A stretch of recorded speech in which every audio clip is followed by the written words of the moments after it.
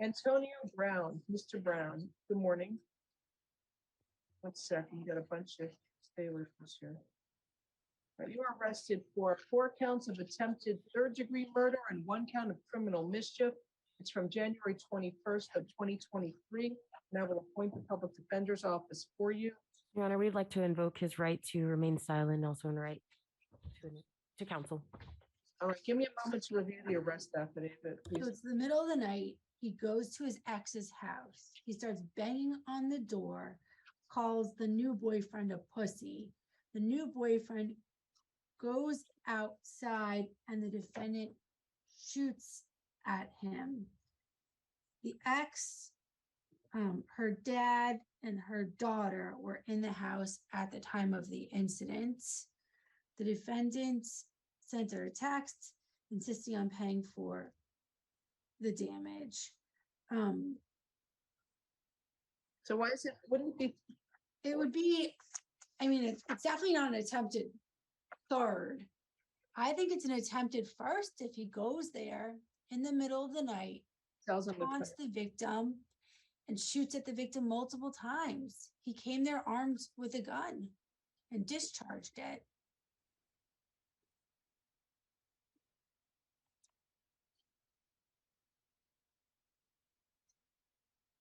Well, just because they're in the residence doesn't mean that's attempted murder. Right, so I think it would just be as to the new boyfriends. Right, Your Honor. For the other counts, for second and third count, it wouldn't be attempted murder for the other ones that were. Okay. It could be throwing or shooting a deadly missile, but it doesn't indicate he was shooting towards the home.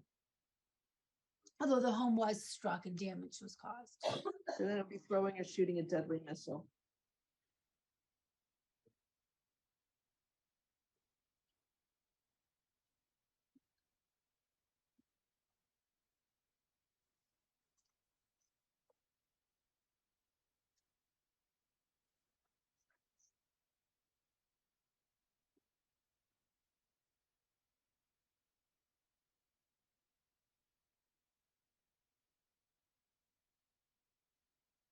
Okay, so is it a first or a second? He was asking, trying to get. First, it's premeditated. He went there armed with a gun, taunted the victim. No, he was asking the lady to come out, not him. No, I don't think so. Right. Your Honor, it wouldn't be first degree premeditated murder. It seems like it's second degree murder here. He's insisting victim 2 come outside. Oh, and called victim 2, the new boyfriend, and then he's taunting victim 2. Victim 2 comes outside, and then the defendant shoots at him multiple times. There's probable cause on count 1 for attempted first degree murder. It's no bond for count 1. Count 2, I'll find probable cause for shooting or shooting a deadly missile.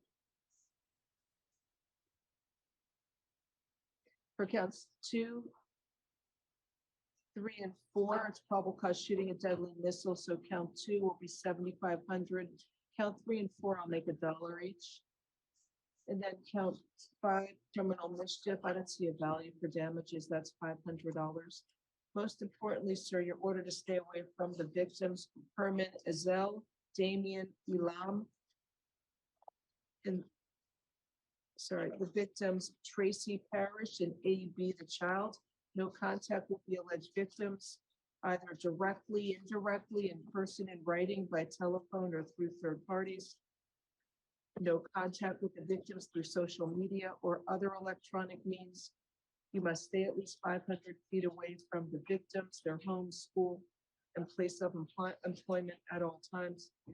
Do not engage in any criminal activity. Do not use illegal drugs, and do not use, purchase, possess, or carry a firearm, gun, weapon, or ammunition.